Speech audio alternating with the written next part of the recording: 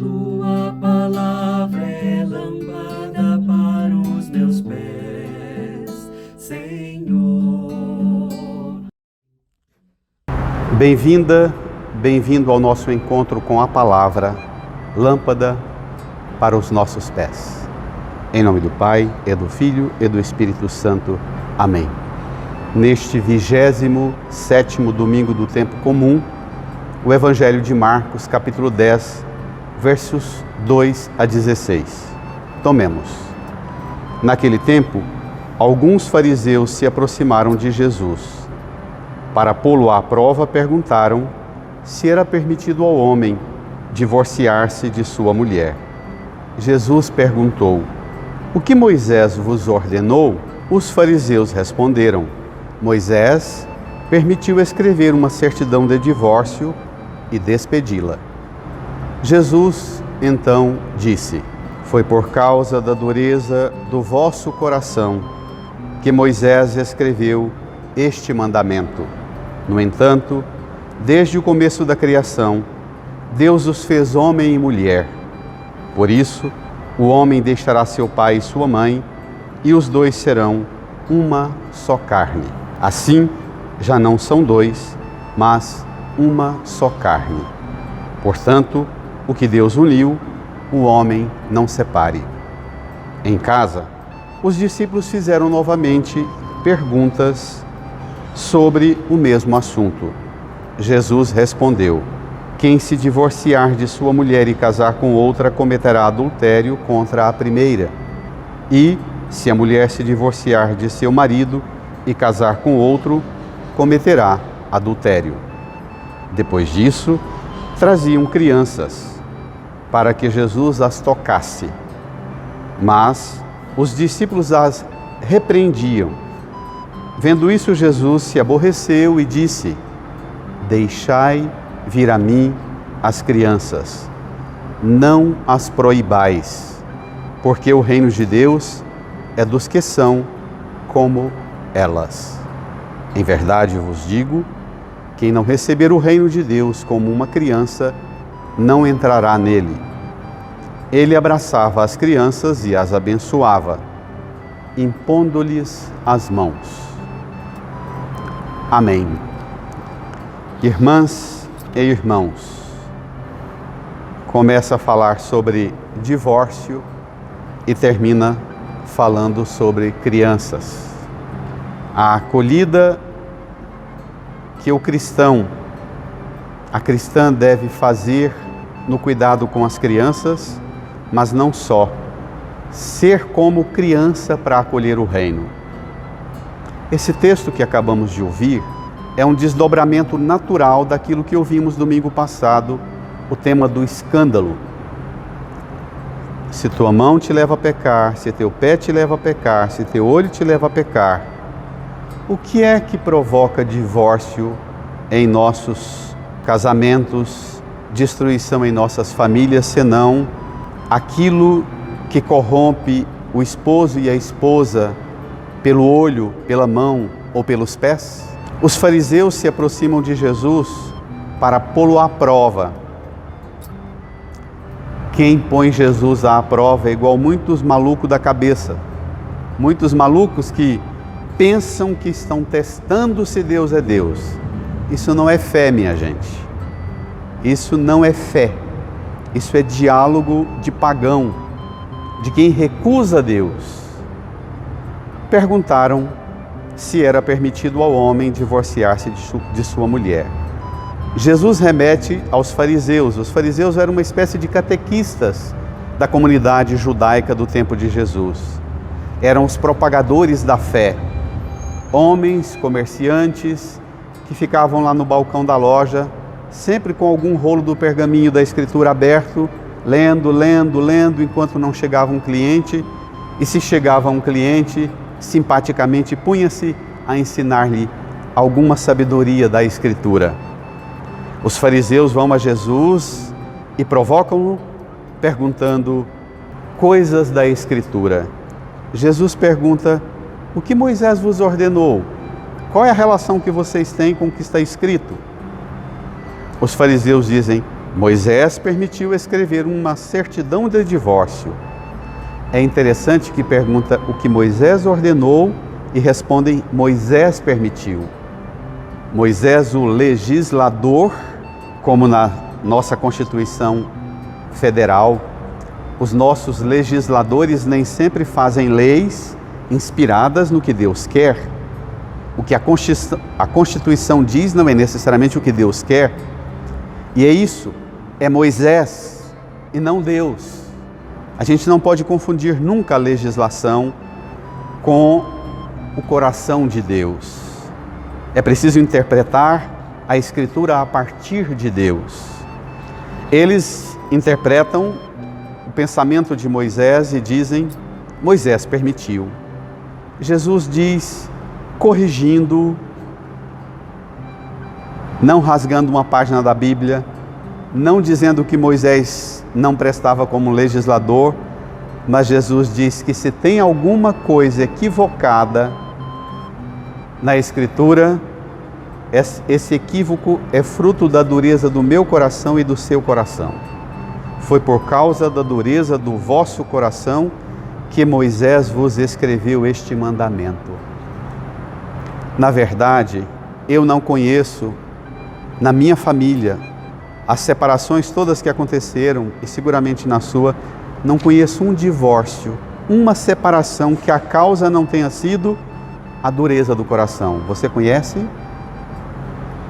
Quando não é a dureza do coração de um, é a dureza do coração dos dois ou da família inteira, dos sogros, das sogras todas, dos parentes, dos cunhados, dos filhos. A dureza do coração realmente é o mais venenoso de todos os elementos que entram na vida de um matrimônio. Dureza do coração. Moisés não tinha remédio para curar dureza do coração. Moisés era o homem que instruía o povo na vontade de Deus para conduzir o povo para a terra prometida. O foco de Moisés era esse, formar o povo e conquistar a terra e formar o povo. Moisés não tinha tempo de legislar sobre tudo e nem de avaliar essa dureza do coração, porque em tempos de guerra, minha gente, na luta e na batalha para conquistar ânimo nesse povo para atravessar os 40 anos do deserto e entrar na terra prometida, Moisés gastou muita energia. E olha que por pouco o coração de Moisés também não endureceu, e até o coração de Deus, por vezes, endureceu por causa da dureza do coração do povo. As murmurações, lembra das serpentes que envenenavam e matavam o povo? Tanta causa de dureza do coração fez o coração de Moisés, por vezes, invocar assim, ameaças de maldição e o próprio Deus querendo revogar as graças e bênçãos. A dureza do coração nosso realmente pode causar muita desgraça na vida de todas as famílias e as consequências vêm, sobretudo, para as crianças. Elas são as grandes vítimas dos corações duros nossos. Jesus é o único que pode, diferente de Moisés. Moisés identificou a dureza do coração, escreveu uma carta autorizando o divórcio. Jesus identificou a dureza do meu coração e do seu coração, escreveu uma carta, abriu seu coração no alto da cruz, derramou o sangue do seu lado traspassado, porque o sangue de Jesus é o sangue que pode amolecer a dureza do meu coração e do seu coração.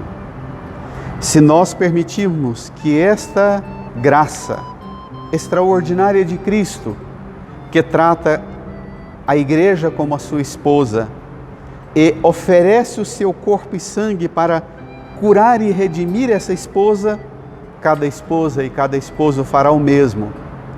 Trabalhará o seu coração para que lar nenhum, casamento nenhum seja destruído. No entanto, desde o começo da criação, Deus os fez homem e mulher. O homem deixa seu pai e sua mãe, a mulher também, e os dois se tornam uma só carne. Não são dois, mas uma só carne. Homem e mulher. O Santo Padre, o Papa Francisco, disse agora há pouco que nunca a relação de um homem com um homem, de uma mulher com uma mulher, nunca terá o mesmo estatuto de sacramento do matrimônio. Você arrume o termo que você quiser, o nome que você quiser. Na Escritura e no magistério da Santa Igreja, sacramento do matrimônio é graça sobrenatural de Deus unindo um homem e uma mulher para que, a partir desta união e da íntima comunhão dos dois, gerem filhos para a graça de Deus, para o bem do mundo. Homem e mulher, e não homem com homem e mulher com mulher. Sacramento do matrimônio é outra realidade. Devemos discutir e enfrentar os grandes desafios da realidade daqueles que não são desta específica situação do esposo e da esposa. Tantos os homossexuais na realidade do mundo e que precisam de um zelo pastoral, de um cuidado pastoral, de uma catequese, de uma formação e do anúncio de salvação. Mas faz parte e deverá fazer parte da vida da igreja morrer o último pregador dizendo que sacramento do matrimônio é para o esposo e a esposa, homem e mulher. Deus os uniu. O divórcio é coisa que se tornou comum na cultura e na sociedade de hoje, mas não pode nunca se tornar algo tranquilo e natural na vida de uma família cristã. O divórcio, na minha família, causou grande sofrimento e as consequências nunca cessam. Eu, às vezes, com quem tenho liberdade de falar, com um irmão meu que já faleceu, eu dizia para ele: as consequências do seu divórcio trouxeram sofrimentos para você muito maiores do que as dificuldades que você enfrentava lá dentro se você segurasse a sua família. E ele, com lágrimas, me abraçava dizendo: tem razão, é verdade. O divórcio gera vítimas. Traziam crianças para que Jesus as tocasse. Os discípulos as repreendiam. Olha que absurdo! Vendo isso, Jesus se aborreceu e disse: deixai vir a mim as crianças, não as proibais. Olha, é muito raro a gente encontrar nos evangelhos esta frase: Jesus se aborreceu. Pouca coisa neste mundo foi capaz de provocar aborrecimento no Senhor. Uma delas é ver os discípulos repreendendo as crianças, querendo tirá-las da presença do Senhor e impedir que o Senhor as tocasse. O reino de Deus é dos que são como as crianças. Quem não receber o reino de Deus como uma criança não entrará nele. Ele abraçava e abençoava as crianças. Pai e mãe, esta semana se ocupe em abraçar e abençoar as crianças aí da sua família. Nesta semana, ponha-se a abraçar e abençoar os seus filhos. Vô e vó, ainda que em tempos de pandemia, não podemos às vezes abraçar fisicamente, mas abençoar podemos muito, zelar e abençoar muito nossas crianças. Ocupemo-nos muitas vezes com esse exercício de bênção. Sejamos bênção, cultivemos nossas casas, nossos lares, nossos ambientes de família como ambientes de bênção para a criança. Grave a realidade, que não dá tempo para tocar aqui, das crianças que se tornaram verdadeiras imperatrizes e imperadores, mandando e desmandando em tudo. Não são essas crianças desobedientes, arrogantes e prepotentes que mandam em tudo que Jesus está falando para a gente ser como essas crianças de hoje, não, tá? Cuidado! Quando ele fala que a gente precisa ser como criança, significa duas coisas: não ter vontade própria, fazer sempre o que os adultos querem, e obedecer. Não ter vontade própria. No Pai Nosso a gente diz: seja feita a vossa vontade, e obedecer. ser como criança significa não ter vontade própria e obedecer. Bênção e obediência para a sua casa. Até semana que vem.